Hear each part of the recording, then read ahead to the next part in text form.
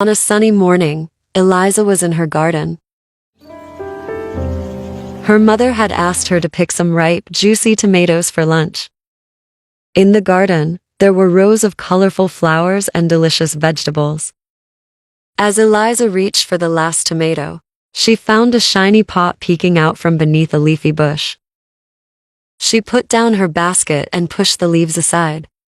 It was a small, ancient-looking pot, decorated with intricate patterns. She lifted the pot carefully and peered inside. To her surprise, a beautiful butterfly with shimmering wings of blue and gold was fluttering around. She gently placed her hand over the pot, and the butterfly perched on her finger. Hello, little one. How did you get in there? Eliza set it free, and it circled around her head, leaving a trail of sparkling dust in the air. As it hovered in front of her, the butterfly transformed into a tiny, glowing butterfly fairy. Thank you for freeing me. I am the butterfly fairy. I will grant you a special gift. This pot is magical. Whatever you place inside it will double or even multiply. With that, the butterfly fairy disappeared in a puff of sparkling dust.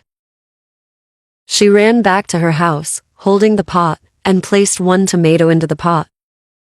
Instantly, the pot glowed brightly, and when the light faded, there were 2 tomatoes instead of 1.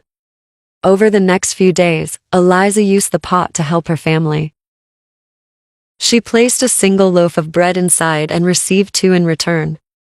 She put 1 coin in and watched as it turned into a small pile. The magic pot made life easier and brought smiles to everyone in her village. But soon, word of the magical pot spread far and wide, even reaching the grand palace of Queen Isadora. Queen Isadora was a woman known for her greed. She was intrigued by the tales of Eliza's pot.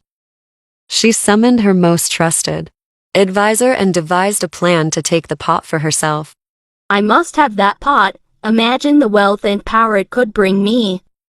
The soldiers took the pot and returned to the palace. The queen had no intention of using it for good.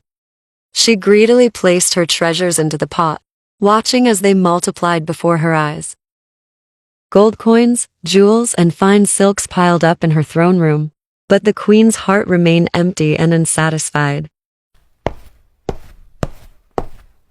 One day, a guy named Henry from a neighboring town heard about Eliza's plight. He came to visit her. When he arrived at Eliza's village, he found her sitting by the garden, looking sad. Hello. I've heard about your magic pot and how the queen took it from you.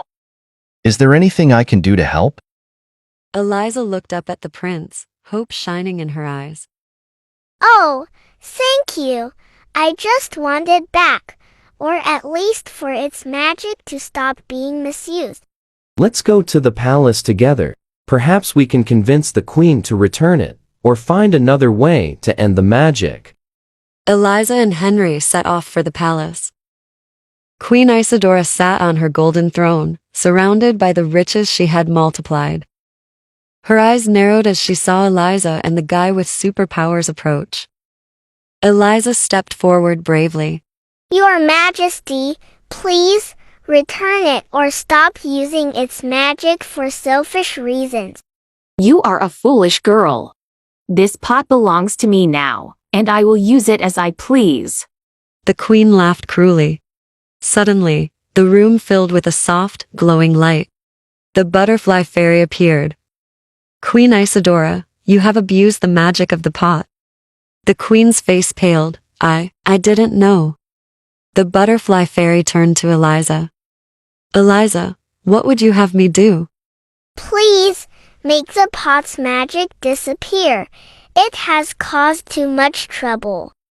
The fairy nodded and waved her tiny hand.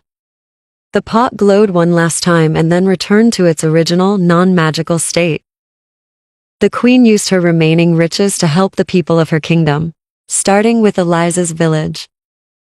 Eliza and Henry returned home as heroes. The village celebrated their bravery and the end of the pot's magic. Eliza's garden flourished more than ever, and she continued to help others, not with magic, but with her kind heart and hard work. And so, Eliza's village prospered, and the tale of the magical pot and the brave girl who set things right became a story told for generations.